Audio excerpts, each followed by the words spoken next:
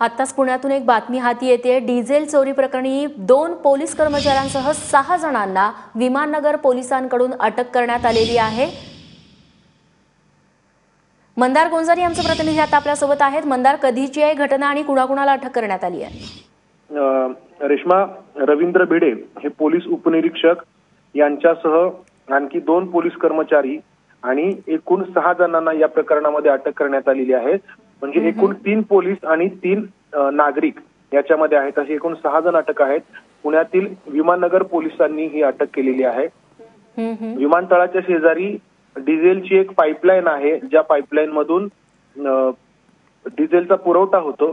त्या ठिकाणी डिझेलची चोरी झाली आणि या चोरीमध्ये या 3 पोलिसांचाही सहभाग होता असं तपासामध्ये पोलिसांना आढळलं आणि त्यानंतर काल रात्री त्यांना अटक करण्यात आलेली आहे।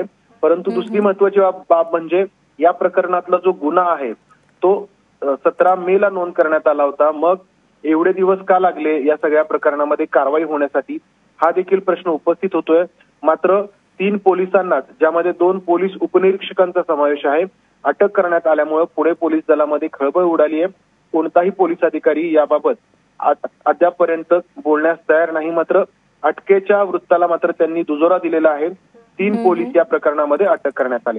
रेश्मा, निश्चित मंदार, धन्यवाद तू दिलेल्या माहितीबद्दल।